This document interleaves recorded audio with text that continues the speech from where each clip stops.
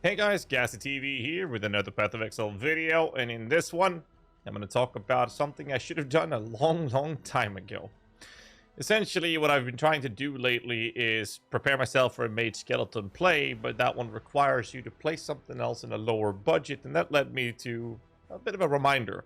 And the reminder is that I've been planning to do a generic leveling guide for an ability for the Necromancer, so that you have something to level with effectively as a Necromancer, and then through the campaign and early mapping, and then after you're done with that, you can use that build to farm for whatever you need, whatever build enabling items you might seek for the build you're actually looking to play in the end game. Now, some builds you can transition to quite early, but there's no guides out there for what you're doing through the campaign, so I decided to fix that essentially. But I don't want to waste your time with just ranting, so I'm going to go through and essentially explain what this process, this guide is meant to do. I do a link in the description below, which is a full video of me playing through the campaign quite some time ago. The gameplay and loop of how to do that remains the same. However, there are some minor changes we've done in the PUB I'm about to show you. So I'm going to crack into that, and you can check out the gameplay footage in the video below. That is a full playthrough. You can actually play along with what I'm doing there from the start of the gameplay all the way through to Act 10.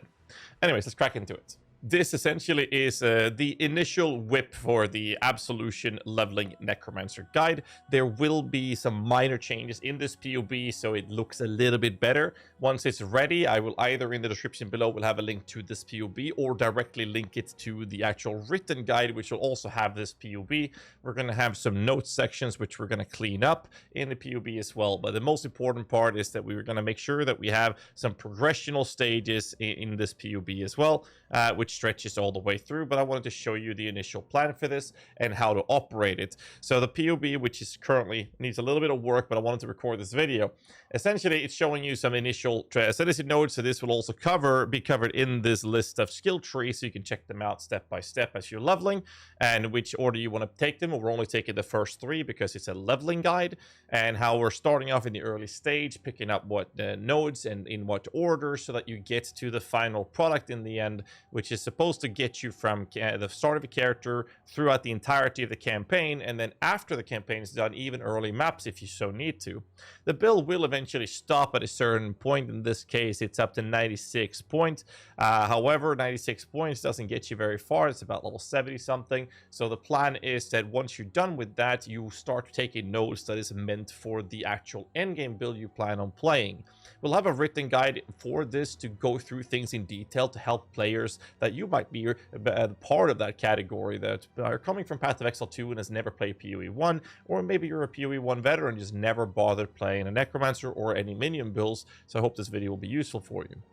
So that's what the POB will be doing, and the written guide will obviously cover every detail, every transition, every decision in more of a descriptive detail, so you understand why. In the item section, we have nothing, because you're basically just going to be looking for any minion-related stats, level of spell skills, depending on what you're running. You can do level of lightning for Absolution in this specific case, or level of all spell skills, level of minions, if you're lucky to find one. Most of the times I play through the campaign, I don't even get that. On the other hand, we're looking for life attributes, resistances. Resistance is very easy with this build to manage, because we get so much for free from both the ascendancy and your auras. And the other part is obviously if you find something like extra spell damage in the first couple of levels, that's great. On the other hand, these skills is a little bit special. We are going to be fleshing this out a little bit. As of right now, we have up down to Act 6. I don't think we're going to add much more after Act 6. Maybe we'll add like a generic detailed approach in which we're going to describe here's the 5 and 6 link you could use till you get to the end game, which I think we'll very likely going to be adding to this. But what's important here is that in the Act 1 section, currently looks like this. Initial start, you want to make sure you pick up a rolling magma, you want to have a frost blink, you want to get yourself a frost bomb very early on. After the mud flats and the beach, you can get yourself the combination of Holy Flame Totem, Summon Phantasm, and then the Frost Bomb and Frostlink comes at a later start as well. Do keep that in mind. So again, we have some minor tuning to do in the POB to make it look good, but Holy Flame Totem, Summon Phantasm is a really nice approach. You don't really need it if you're a PoE veteran, placing this on, for example, the Brutus boss fight, but having something soaking up aggro away from you can be very helpful for new and newer players. I don't mind using it, but I kind of chuck it away sometime in Act 2. If I even use it at all, but it's a nice little addition. It's optional. On the other hand, it says upon entering prison, level 8, you want to use Summoning Raging Spirits with melee splash and minion damage. That'll be your main source for damage output. You can, at this point, start to consider using Raised Zombie. This will be in the written part of the guide describing when and how and where to start running this, which the PUB doesn't really cover very well, and that is because I would recommend not using your zombies until you have the sacrifice node. This will significantly help them actually stay alive in the early stage of the campaign. It doesn't really matter, but you know, that's kind of important. Otherwise you'll start to resummoning your zombies all the time, and they don't really benefit that much until you get Feeding Frenzy in Act 3. Clarity helps out with mana sustain early on. And once you're entering the caverns, level 12, you now are going to move over to an Absolution instead of Reading Spirits with minion damage, and then you have either added lightning and added cold damage depending on the colors available in your gear, and then you pick up Flesh Offering, and we actually start bothering to use them at this point. And the little note here, which is telling us to read notes, we'll be covering how we're going to sign this up and moving forward. And then once you're done with Act 1, you can then click on this little drop-down menu and click Act 2, and you can see that in Act 2, you're now looking at the possibility of a 4-link. And its order of priority of these links. So Absolution, minion damage, and control destructions. And your 4th link, if you have a 4-link, would either be blue or green, add a cold or add a lightning.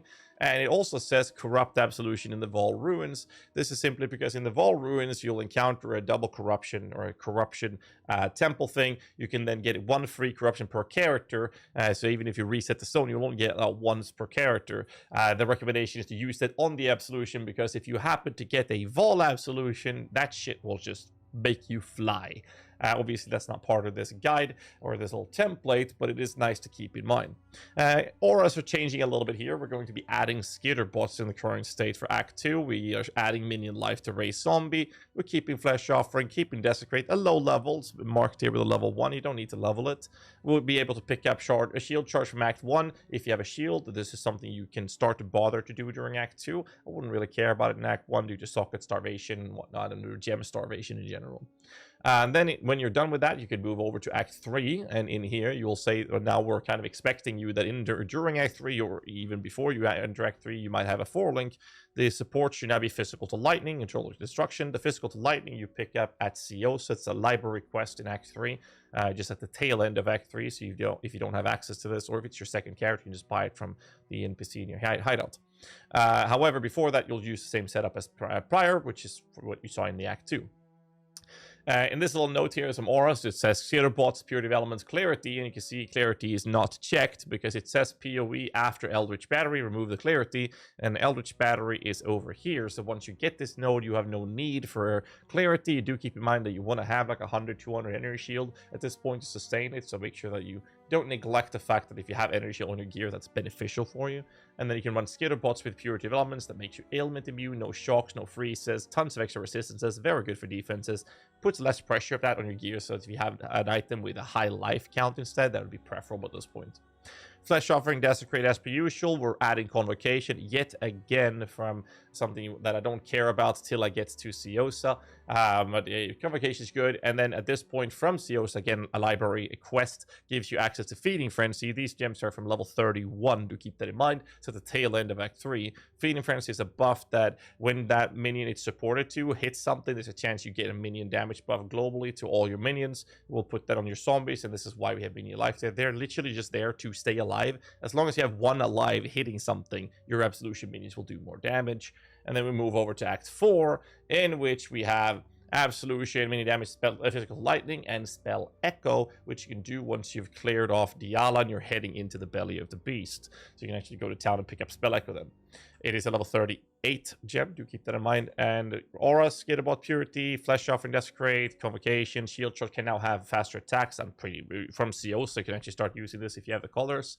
No changes here. It's telling you to buy a Stone Golem, which you'll get from the quest, and you use a Stone Golem for the Taunted Life Regeneration. Now, you get the idea. I don't have to go through the entire list of this. We are going to make some minor change, not minor changes, just to piff it up a little bit and making sure that everything is 100% accurate and making sure that it looks good. We're going to flesh out the last couple of acts during this night and tomorrow morning at the time of this recording, and we'll have the written guide sorted for you guys as well in detail. I'll link this in the descriptions down below.